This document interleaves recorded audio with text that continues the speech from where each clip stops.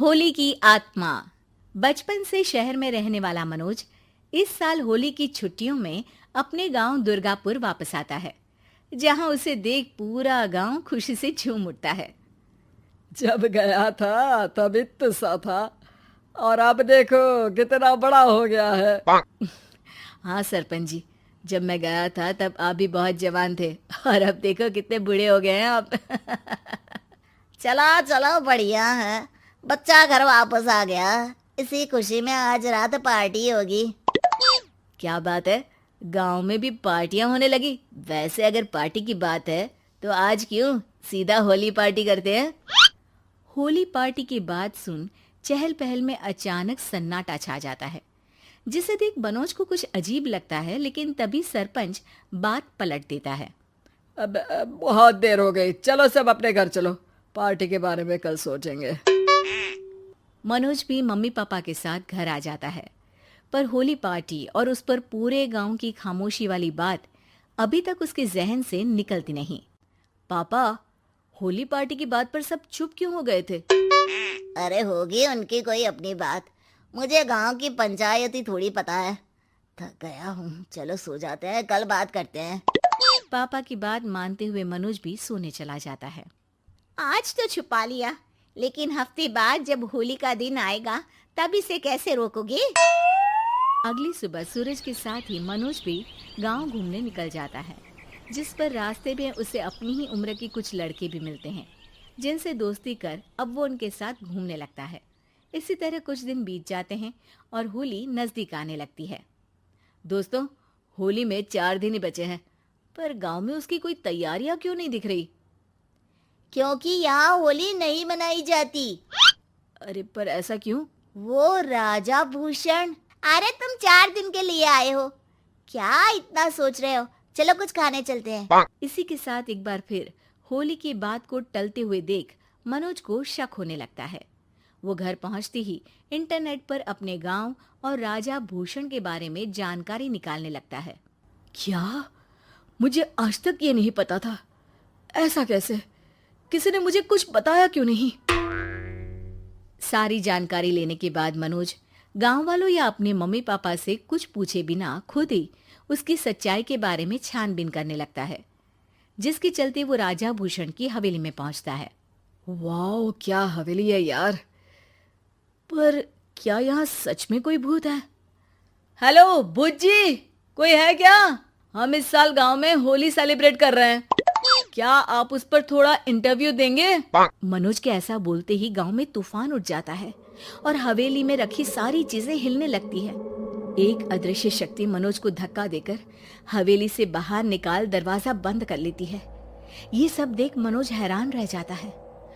क्या अभी मुझे हवा ने धक्का देकर बाहर निकाल दिया? मेरे होते हुए इस गांव में कभी होली नहीं मन सकती, इसलिए दोबारा ऐसी कोशिश भी मत करना, अंजाम बुरा होगा। आवाज सुन मनोज हैरानी से इधर उधर देखने लगता है, पर उसे कोई दिखाई नहीं देता। वो गांव वापस आ जाता है, जहां तूफान की वजह से सब कुछ तहस महस हो चुका होता है। आखिर ये तूफान आया कैसे? ना ऐसा कोई मौसम था और ना ही हमने होली का त्योहार मनाने की बात की थी। सरपंच की बात पर कोई रिएक्शन दिए बिना मनोज चुपचाप अपने घर चला जाता है। इस तरह देखते ही देखते होली का दिन भी आ जाता है और मनोज रंग लेकर गांव में निकल जाता है, लेकिन गांव पूरी तरह खाली होता है। अरे त्योहार का दिन है, धूमधाम की जगह मातम क्यों मनाया हुआ है? मनोज की आवाज सुन सब अपने घर की खिड़कियां खोल के घर के अंदर से ही उसे वापस जाने के लिए कहने लगते हैं, पर वो किसी की नहीं सुनता। तुझे पहले भी समझाया था, अगर होली खेलने की कोशिश भी की तो अच्छा नहीं होगा।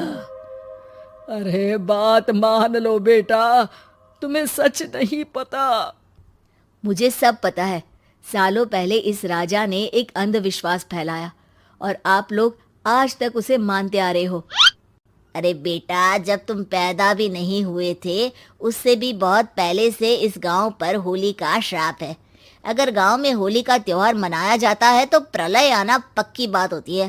राजा भूषण इस सब में नहीं मानते थे और त्योहार मनाने लगे, जिसके चलते होली वाले ही दिन पहले उनके बेटे की और फिर उनकी मृत्यु हो गई।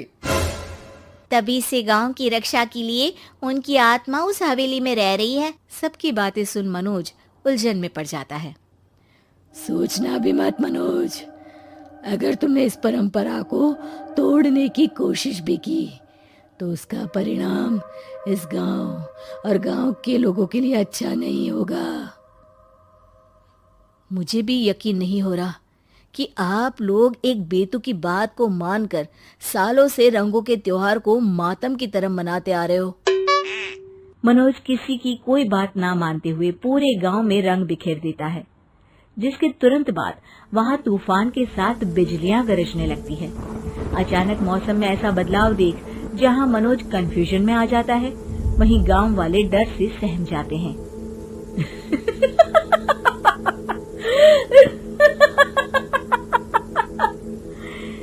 इस लड़के ने हमारे जैसे सिर्फ अपने स्वार्थ के लिए नहीं बल्कि पूरे गांव की खुशियों के लिए यहाँ होली मनाई है, जिस वजह से अब इस गांव पर होली का श्राप टूटता है।